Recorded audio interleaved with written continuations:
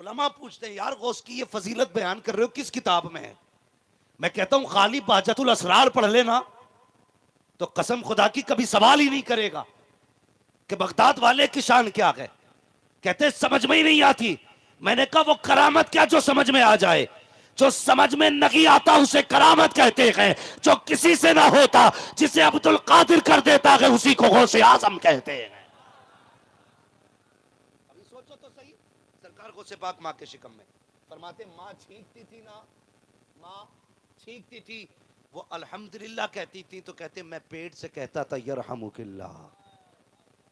ये शान सरकार गौसे पाक की है। आज हमारी कौम चाहती है फिर से सलाहुद्दीन अय्यूबी आए, फिर से खालिद बिन वलीद आए, फिर से मोहम्मद बिन कासिम आए। मेरी कौम के जवानों बड़े सादा लोग हो, हम ये तो दुआ करते हैं या अल्लाह खालिद बिन वलीद भेज दे, ये भी कहते मोहम्मद बिन कासिम भेज दे। लेकिन कभी तुमने गौर किया इस बात पर, अगर जमीन अच्छी होती है तो फसलें अच्छी होती हैं, गौद अच्छी होती है तो नस्लें अच्छी होती हैं। बताओ तो सही, सलाहुद्दीन तुमने मांगा है लेकिन उनकी माँ जैसी माँ तो ला के दिखाओ। मोहम्मद बिन कासिम की तुमने दुआएं की हैं, मोहम्मद बिन कासिम जैसी माँ तो के दिखाओ। रात दिन दुआएं करते हो, गुलाम गौस भेज दे, अब्दुल कादिर जिलानी की मां जैसी मां हो तो ला के दिखाओ। हमने दुआएं तो की है या अल्लाह खालिद बिन वलीद भेज दे, कौम को जरूरत है लेकिन ये तो बताया जाए हमने सब कुछ मांगा है क्या हमने घरों के हालात अच्छे किए? हाँ हाँ जवान, जब तुम्हें निकाह की तैयारी करनी होती है कभी तो बाप कहता है बेटे तेरे निकाह के लिए मैंने लड़की का इंतखाब किया है। आज का जवान कह देता है नहीं नहीं अब्बा तुम मत देखना, तुम्हें क्या पता बीवी कैसी होनी चाहिए, तुम पुरानी जहनियत के लोग हो, ये तो हम जानते हैं बीवी कैसी होनी चाहिए। नादान जबान को लगाम दे अपनी, तुझे क्या पता बीवी कैसी होनी चाहिए? कहता हाँ हाँ मैं जिससे निकाह करूंगा मैं उसको अच्छी तरह जानता हूं। तूने 2 घंटे दीवार से लग के बात की, फैसला कर दिया तूने बीवी कैसी होनी चाहिए। और जिस बाप ने एक औरत के साथ 50 साल गुजारे हैं उसे नहीं पता है औरत कैसी होनी चाहिए। गलत ख्वाब में है तू, गलत ख्याल में है तू, अपनी मर्जी से फैसले ना कर वरना तुझे पता है जैसे दिल्ली में 32 टुकड़े किए गए हैं, जैसे कि मेरठ में 32 टुकड़े किए गए हैं, ऐसे ही किसी दिन टुकड़े मिलेंगे। अगर घर की बका चाहते हो तो अपनी मर्जी से निकाह ना करना बल्कि वालिद से कह देना ए बाबा ये रिश्ता तेरा हक था, तेरी खुशी थी, जिसमें तू राजी है उसमें मैं राजी हूं। मदीने से आवाज आएगी जिसमें तेरा बाप राजी है उसमें मुस्तफा भी राजी है, उसमें खुदा भी राजी है।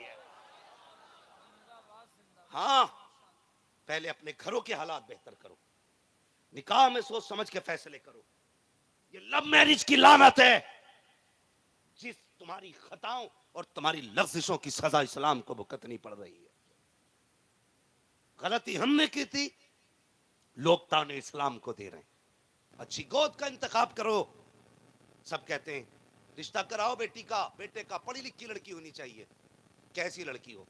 MBBS होनी चाहिए, LLB हो। मैं तालीम का मुखालिफ नहीं हूं, मैं चाहता हूं खुदा करे हर घर में एक MBBS बेटी हो, लेकिन शर्त है उसको पढ़ाया भी एहतमाम से गया हो। ऐसे स्कूल में पढ़ाओ जहां पढ़ने वाली भी बेटी हो, पढ़ाने वाली भी बेटी हो। ट्यूशन के नाम पे जिंदगी को बर्बाद ना करो। और सबसे बड़ा नुकसान कौम को जो हुआ है ये इस चीज से हुआ है जब से ऑनलाइन तालीम शुरू हुई है, इस कौम का तो बेड़ा ही गर्क करके रख दिया है। ऑनलाइन के नाम पे तुमने मोबाइल दिए बेटियों को, लैपटॉप दिए और आराम में चादर ओढ़ के सो गए। बेटी तालीम हासिल कर रही है, क्या क्या गुल ना खिलाए तुम्हारी बेटी ने। कभी तो उसका मोबाइल चेक कर लिया करो, कभी उठा के कहना बेटी मोबाइल का लॉक, मोबाइल बता। जब मोबाइल लेते हो तो उसमें लॉक लगा है, उससे पूछ बता तो बेटी तेरे मोबाइल में ऐसा क्या है जो तूने लॉक लगा के उसको छुपाया है। पासवर्ड डालने की क्या जरूरत पड़ गई? ऐसा कौन सा सीक्रेट था तेरा जो अपने बाप से छुपाया जा रहा है, माँ से छुपाया जा रहा है? तुम कहते हो बेटी काबिल बन रही है, और देखो मेरे हाथ जुड़े हैं। खुदा के वास्ते ऐसी डिग्रियां बेटियों को ना दिलाओ जिसकी वजह से इस्लाम को शर्मिंदा होना पड़े। ऐसी तालीम बेटियों को ना दो जिसकी वजह से कुरान पे लोग उंगलियां उठाएं। ऐसी तालीम बेटियों को ना दो जिसकी वजह से बाप समाज में शर्मसार हो जाए। अगर देना ही है तो बेटियों को कनीज़े फातिमा बना दो, तालीम मुस्तफा दे दो। अगर तेरी बेटी का जनाजा उठेगा दुनिया कहेगी प्रधान की बेटी जा रही है, कोई कहेगी कसाब की बेटी जा रही है, कोई कहेगा जिम्मेदार की बेटी जा रही है, कोई कहेगा ठेकेदार की बेटी जा रही है। फरिश्ते कहेंगे चुप हो जाओ, ये तो तुम जानते हो कि ये जिम्मेदार की बेटी है, लेकिन हमसे सुनो ये कनीज़े फातिमा ज़हरा बन के जा रही है, मुस्तफा की रूहानी बेटी का जनाजा जा रहा है। ऐसी तालीम बेटियों को दो।